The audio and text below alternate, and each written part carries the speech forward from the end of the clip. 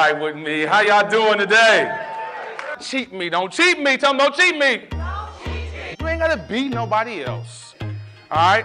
But be the best that you can be, and don't rob somebody by not being there. If you're not the person who's loud and energetic, don't try to be that. If you can stand flat-footed and tell a great story or do wonderful slides, do that. I was doing a keynote training some staff members. I think the topic was change. And so they came into the room. I had about 5 different groups. As soon as they came in and sat down, I said, I was born by the river, down in a little tent. Oh, and just like the river, I've been running ever since. It's been a long, long time coming, and I know a change gonna come. Oh, yes it will. And they sat down, and I said, it's been a long time coming, but a change is definitely going to come. I ain't asked you to be somebody else, but be you. They all left there saying, that was the best training I've ever been to in my life. See me in the hallway, sing something to me. I ain't your jukebox. Sing something to me, man. But it was memorable because I used some entertainment to open up their heart. So you don't have to be somebody else, but I am asking you to be the best that you can be. Don't be somebody else. Don't try to be me. Don't try to be Ruben. Don't try to be somebody you've seen on TV. Take pieces. Don't be somebody else, but don't cheat me. Somebody look at your neighbor and say, don't cheat me. Don't tell your other neighbor, don't cheat me. Right? So whatever you put into your life will come out of your life. Whatever you put in is going to come out, right? Ancient Chinese proverb, the best time to plant a tree was 20 years ago. Second best time to plant a tree, today. So wherever you are in life, you're basing your life upon what you did 20 years ago.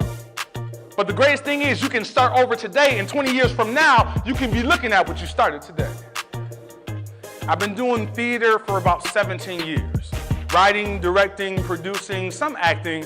I prefer to be behind the scenes. I don't prefer to really be on the stage, but I do that as well. It's all in my family. They're all musical. We all sing. We all play instruments. My wife does stand-up comedy besides her business. My children are now doing acting. My son just got into a school. He auditioned and got into a high school for acting. So it's just all in my life.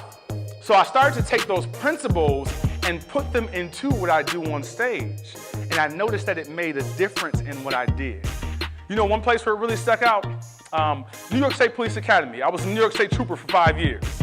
If any of you ever been to New York State, any military or any law enforcement, thank you for your service. Can we give them a hand? Thank you for your service. But I was a New York State trooper, so if you ever been in that long 90 on New York State, that was me with the Stetson hat on, with the long gray line on, license and registration. That was me. Yes, that was me. I may have gave some of you some tickets.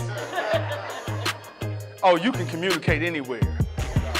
Now, once you start understanding that your communication is life or death for somebody, that's another thing that the New York State Police Academy taught me. There are situations that I had to show up in that my communication saved my life. And my communication saved the lives of other people. Can you imagine being in a car, 2 o'clock in the morning, no street lights, and you pulling the vehicle over. And while you pulling that vehicle over, you have no idea who's in the vehicle in front of you. 2 o'clock in the morning, you don't know if it's an 80-year-old old woman or a 19-year-old young man. You don't know if it's a criminal who has a fully loaded automatic weapon, or you don't know if it's a nun who has flowers on her passenger seat. You have no idea. So you're approaching the situation, and we've been taught, New York State Police Academy, one of the best of the best. I'm not trying to down yours. For me, it's not against you, okay? One of the best of the best. We've been taught how not to be in between 2 cars, because if somebody hits your car, you turn the wheels in your car before you get out, because that car shouldn't smash the 2 of you between the car. It'll go off into the forest.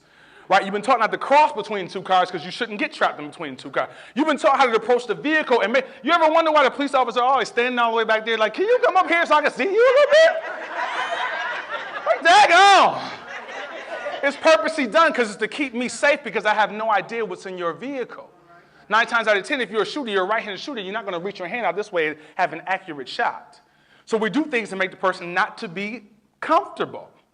You're welcome. We make sure we're not in front of the door, so when they open the door, they don't push you into oncoming traffic. You're taught all these things, but you have to have certain. I love the black belt speakers. In the academy, they called it your verbal judo. They call it your verbal judo, and I was in the academy, I was kicking the lingo, because they didn't know I was a speaker for 15 years before I got to the academy, so they just didn't know. So I'm in there speaking, and I'm talking, and they be like, "Daggone it, Carlos, your verbal judo is so good." And 90% of the job was communication, so I understood that 90% in the job, I can keep myself safe just by talking good. The other 10% is some fool will always want to wrestle with you. You just can't get past that dude. You just can't get past it. But if you know how to communicate better and you understand, I took that into this world. My communication will save lives. There are lives on the line when you speak. You ought to speak as if somebody in the room needs to hear what you're going to say, and their life may not be the same, or their life may not be. I've been in the room, I've preached, and I've taught in certain rooms, and it's humbling to hear that somebody's last message they heard on this world was when you spoke. It makes you think, what did I say to them? Now, in a keynote production, what you do is you use everything that you have to make your keynote better, because in this world of entertainment, you have to entertain to get a message into somebody. All right? That means when you're producing a production, you're tilling the ground. So when you till the ground, you can actually put a seed into it. Some of our problem is we don't take time to till the ground, and we wonder why people can't receive our message. You haven't taken the time to till the ground and make the ground to be prepared for somebody to receive what you have.